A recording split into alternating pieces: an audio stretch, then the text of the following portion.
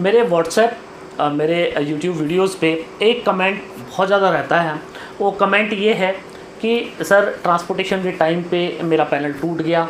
कुछ लोगों का ये होता है कि सर आंधी तूफ़ान आए और स्ट्रक्चर जो है वो बहुत ज़्यादा मजबूत नहीं लगा था, तो पैनल जो है स्ट्रक्चर से निकल गए और निकलने के बाद में मेरा पैनल टूट गया। कई लोगों का मिसहैपनिंग भी हो जाती है कि बच्चे खेल रहे हैं, कंकड़ पत्थर कोई आके पैनल के ऊपर लग गया और पैनल टूट गया। सारे व्यूअर्स मुझसे पूछते रहते हैं कि सर इस पैनल को हम किस तरह यूज़ कर सकते हैं। यूट्यूब पे बहुत सारी वीडियोस देखने को मिल जाएंगी कि टूटे हुए पैनल को किस तरह सही करना चाहिए, और बहुत सारे लोग उसमें अलग अलग तरह की टेक्नोलॉजी बताते हैं। तो फ्रेंड्स, आज आपको कुछ टिप्स मैं बताने वाला हूँ कि आप पैनल जब टूट जाए आपका, तो आप उसको किस तरह जो है आप उसको यूज़ में ले सकते हैं, और जो वो तरीके हैं पैनल को ठीक करने के लिए वो कितने कारगर हैं। तो फ्रेंड्स, मैं उम्मीद कर रहा हूँ आप लोगों को मेरा वीडियो बहुत पसंद आएगा। तो अगर वीडियो पसंद आए तो वीडियो को लाइक और शेयर जरूर कीजिएगा, और अभी तक भी आपने हमारा चैनल सब्सक्राइब नहीं किया है तो कृपया चैनल को भी सब्सक्राइब करें।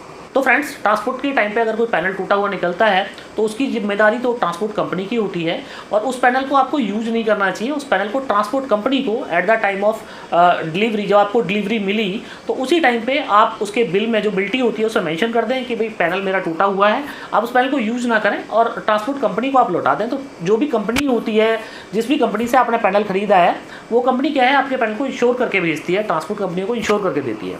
तो उस पैनल के एवज में तो आप लोगों को नया पैनल मिल जाएगा।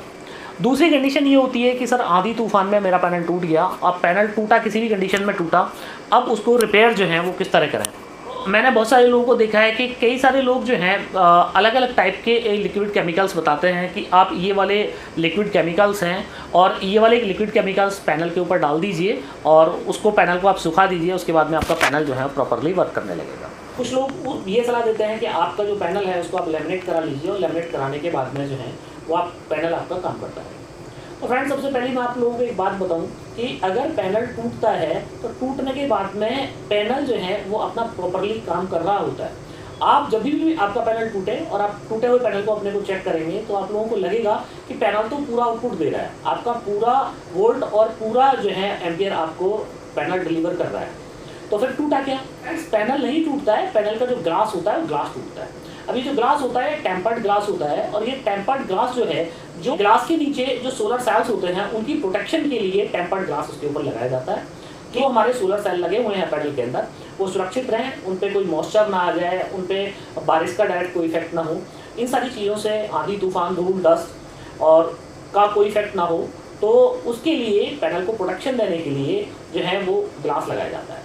अगर आप सोलर सेल पे अपने पे ग्लास नहीं भी लगाएंगे तो क्या फर्क पड़ना है सोलर सेल को? सोलर सेल अपना काम करता रहेगा, क्योंकि सोलर सेल को कोई लेना देना नहीं होता है ग्लास से, कि वो ग्लास के साथ ही काम करेगा। सोलर सेल को आप डायरेक्ट धूप में रखिएगा तो आप देखेंगे कि वोल्ट और एम्पियर जनरेट कर रहा है, पर सोलर सेल चूंकि सेंसिटिव होते हैं तो उनको प्रोटेक्शन देने के लिए हम लोग उसके ऊपर ग्लास लगाते हैं। पहला फार्मूला ये है कि कई सारे लोग जो है वो लिक्विड बताते हैं कि इस तरह का लिक्विड जो आपका पैनल टूट गया तो आप अपने पैनल के ऊपर लगा दीजिएगा और आपका पैनल जो है काम करने लगेगा। तो फ्रेंड्स, एक कॉमन सेंस की बात आप ये देखिएगा कि पैनल, मैं आपको बता रहा हूँ कि पैनल नहीं टूटा है, पैनल का सिर्फ ग्लास टूटा है। तो क्या आप ग्लास को जोड़ सकते हैं? टूटे हुए ग्लास को आप जोड़ सकते हैं किसी भी केमिकल से। और जो टेम्पर्ड ग्लास होते हैं, जैसे कि आप जानते हैं कि टेम्पर्ड ग्लास जो है वो 0 करके बिखर जाता है पूरी तरीके से।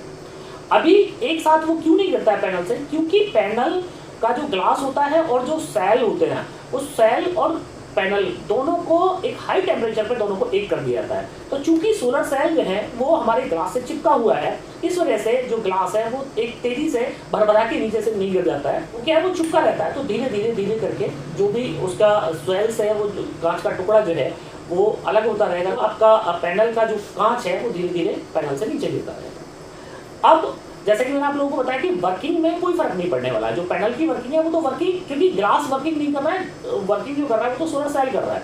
सोलर सेल डैमेज नहीं हुआ है, सिर्फ ग्लास डैमेज हुआ है। अब इसमें आप लोग एक ही सलाह दे सकते हैं, या एक बात आप मुझसे कह सकते हैं कि सर क्यों ना, जब ग्लास टूटता है तो क्यों ना हम ग्लास को ही रिप्लेस कर दें, ग्लास हम रिप्लेस कर दें, दूसरा ग्लास लगा दें तो हमारा पैनल काम करता रहेगा। अब ग्लास को रिप्लेस करके आपका पैनल काम करता रहेगा, बिल्कुल ठीक बात है, पर दिक्कत यह है कि ग्लास को जो सोलर सेल है उससे छुटाना वो एक बहुत बड़ा टिपिकल कार्य है। अब चूंकि ग्लास, जैसे कि मैंने आपको बताया कि हाई टेम्परेचर पे ग्लास और सोलर सेल दोनों एक हो जाता है। जैसे ही आप ग्लास को सोलर सेल से अलग करेंगे तो सोलर सेल जो है वो आपको डैमेज हो जाएगा। तो इसलिए जो ग्लास होता है वो पैनल से हमारे से वो अलग नहीं हो पाता है, इसलिए जो है हमारा पैनल डैमेज हो जाता है। अब बात आ जाती है कि कोई भी लिक्विड, कोई भी केमिकल जो है हम उसके ऊपर डाल दें और लिक्विड डालने के बाद में जो हमारा ग्लास है वो रुक जाएगा, एक जगह हो जाएगा। तो फ्रेंड्स वो टेक्निकली तो पॉसिबल नहीं है, जो टेक्निकली लोग इस तरह की सलाह दे रहे हैं वो पॉसिबल नहीं है। क्यों पॉसिबल नहीं है? क्योंकि कांच को नहीं, क्यों कांच इतना ज़्यादा वो जीरो जीरो होकर टूटता है। तो क्या है कि आपने कांच को रोक दिया, कांच को तो आपने रोक दिया भाई, ठीक है, कांच आपके किसी भी लिक्विड से आपने कांच को रोक दिया कि कांच कुछ दिन जो है वो आपका स्टेबल रह जाए। पर कांच रोकने के बाद में पर क्या मतलब, जो वो केमिकल है, जो भी लिक्विड आपने डाला, वो क्या करेगा कि वो जो भी हमारे सनलाइट आ रही है, जो हमारी एनर्जी आ रही है, उसको रोक देगा सोलर सेल तक जाने में। तो इसका मतलब क्या हो जाएगा कि हमारे जो सोलर सेल की जो एफिशिएंसी है वो डाउन हो जाएगी।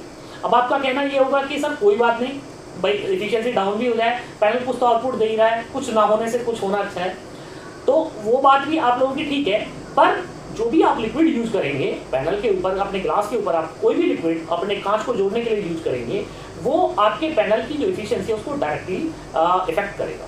और जो भी लिक्विड सोलर आपके जो ग्लास है उसको जोड़ने के लिए आप लोगों ने यूज किया है, अब उसका ये नहीं पता होता है कि वो लिक्विड जो है वो कितना पैनल का जो हमारा सोलर सेल है उसको कितना इफेक्ट कर रहा है। मतलब वो लिक्विड जो है, आप ये तो समझ ही रहे हैं कि कोई भी लिक्विड अगर हमारे सोलर सेल के बीच में आ जाता है तो जो डायरेक्ट सनलाइट आ रही है वो हमारे सोलर सेल तक नहीं जाएगी। तो अब ये नहीं पता है हमको कितना इफेक्ट करेगा कोई भी लिक्विड, अगर आप लिक्विड से अपने पैनल को जोड़ते हैं। अब इसका जो है कई सारे नुकसान भी हो जाते हैं, क्योंकि जब पैनल हमारा टूटता है तो हमारा जो करंट है, वो जो चार्ज है पैनल के अंदर, वो लीक होता है। और चार्ज जो है वो लीक होने के बाद में जो हमारा एल्युमिनियम का फ्रेम बना हुआ है वो एल्युमिनियम फ्रेम तक भी जाता है। तो कई बार क्या होता है, चार्ज लीक होने से आपके जो भी रिलेटेड आपका इन्वर्टर लगा हुआ है, तो इन्वर्टर तक भी आपका कोई इलेक्ट्रिकल फॉल्ट हो सकता है। तो इसलिए ये रिकमेंड नहीं किया जाता है कि आप टूटे हुए पैनल को आप किसी भी सोलर सिस्टम में आप यूज करें। पर कुछ लोग ये है कि इंडिविजुअल यूज़ कर लेते हैं कि भाई हमारा कुछ घर का छोटा मोटा लोड है, कोई फैन वैन भी चल रहा है तो चलो टूटा हुआ पैनल चलाता है। फ्रेंड्स अब ये तो हो गया कि पैनल आपका पूरी तरीके से डैमेज हो ही गया, और जो लिक्विड वाला फार्मूला है वो भी मैं आप लोगों को नहीं रिकमेंड कर रहा हूँ कि भाई वो वाला फार्मूला भी आप यूज़ करें। तो फिर करना क्या चाहिए? आपका एक सवाल होगा कि भाई क्या करें, ऐसा क्या करें कि जिसकी वजह से जो हमारा पैनल है वो हमारा काम करने लगे।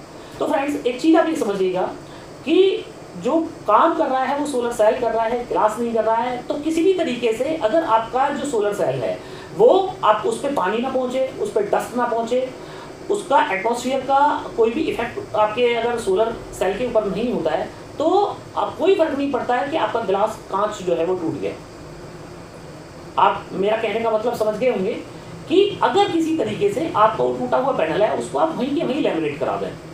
अगर वो लैमिनेट हो जाए, वहीं के वहीं लैमिनेट हो जाए, तो लैमिनेट होने से क्या होगा कि हमारा जो बारिश का पानी है, जैसे बारिश हो रही है तो बारिश का पानी अगर पैनल का कांच टूटा हुआ है तो वो टूटे हुए कांच से जाके वो हमारे सेल तक जाएगा और हमारा जो सेल है वो डैमेज हो जाएगा।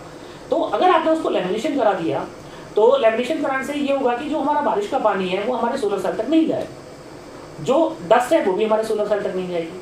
अगर डस्ट और पानी हमारे सोलर सेल तक नहीं जा रहा है तो फिर क्या है, तो हमारा पैनल तो काम कर ही रहा है, पैनल ग्लास ही तो टूटा है पैनल का, सोलर सेल थोड़ी ना खराब हुआ है। तो लैमिनेशन कराने से हमारा जो सोलर सेल है वो सोलर सेल हमारा सुरक्षित है। तो ये एक आइडिया है, आप जो आपका पैनल टूटा हुआ है, कि जिन भी लोगों का पैनल टूटा हुआ है वो लोग इस आइडिया को अप्लाई करके देख सकते हैं। और अगर कुछ लोगों ने ये आइडिया अप्लाई किया हो तो कृपया कमेंट बॉक्स में ज़रूर लिखें कि आप लोगों ने ये कोई फार्मूला अप्लाई किया है और उसके आपका पैनल जो है वो इंटरप्टेड वर्किंग कर रहा है। मैं आपको फिर बता दूं कि सोलर पैनल टूटने पे सिर्फ कांच टूटता है, आपका जो पैनल है वो प्रॉपरली इंटरप्टेड उतनी ही वर्किंग कर रहा होता है जितनी कि पैनल टूटने से पहले आपकी वर्किंग कर रहा होता था। सिर्फ आपको जो आपका सोलर सेल है उसको आपको संभाल के रखना है कि आपका जो सोलर सेल है वो सोलर सेल आपका बारिश से खराब ना हो, मॉइस्चर से खराब ना हो, डस्ट से खराब ना हो। अब कुछ लोगों का एक सवाल ये भी होगा कि सर चलो ठीक है, हम तो ये लैमिनेशन नहीं करा सकते, पैनल हमारा टूट ही गया, तो क्या कोई इसकी रिसाइकल वैल्यू होती है? तो फ्रेंड्स मैं आप लोगों को बता दूं कि बदकिस्मती से जो सोलर सेल है उसकी कोई रिसाइकलिंग वैल्यू नहीं है। सिर्फ आपका जो एल्युमिनियम फ्रेम है वो आप कबाड़े में आप लोग उसको बेच सकते हैं, वो भी ज़्यादा कुछ पैसे का होता नहीं है, 100-200-400 रुपये का ही बिकेगा, जो बहुत ज़्यादा वेट भी नहीं होता है इसके अंदर। तो इसके अलावा पैनल में ऐसा कुछ नहीं है कि जो इसकी रिसाइकल वैल्यू हो। तो अगर कुछ लोगों का पैनल टूटा है तो आप ये वाला आइडिया जो है ये आप ट्राई करके देख सकते हैं। आप उसको लैमिनेशन करा दें पैनल के ऊपर, और लैमिनेशन कराने के बाद में आपका पैनल, मैं उम्मीद कर रहा हूँ कि आपका पैनल जो भी 2-4 साल चलेगा, भाई पैनल तो आपका टूट ही गया, खत्म तो हो ही गया वो, अब जितना भी साल आपका चल जाए तो आप चला सकते हैं। ये वाला आइडिया आप जरूर ट्राई करें। और एक चीज़ फ्रेंड्स मैं आप लोगों को और बता दूं कि कोई भी आप इस तरह का एक्सपेरिमेंट जब भी आप कर रहे होते हैं तो आप ये ना करें कि किसी ने बता दिया आप लोगों को, बस आपने एडिटिंग वर्ड टू वर्ड वही कर दिया। आप थोड़ा सा चीज़ों को समझें भी और अपना थोड़ा सा दिमाग भी आप जरूर लगाएं। फ्रेंड्स मैं उम्मीद कर रहा हूँ कि आप लोगों को मेरा ये वीडियो और ये इन्फॉर्मेशन दोनों ही बहुत पसंद आई होगी। तो आप लोगों से रिक्वेस्ट कि आप लोगों को मेरा ये वीडियो और ये इन्फॉर्मेशन पसंद आई हो तो वीडियो को लाइक और शेयर जरूर कीजिएगा। और अभी तक भी आपने हमारा चैनल सब्सक्राइब नहीं किया है तो मेरा चैनल को भी सब्सक्राइब करें। आपने आखिर तक मेरा वीडियो देखा उसके लिए आपका बहुत बहुत धन्यवाद। Thank you.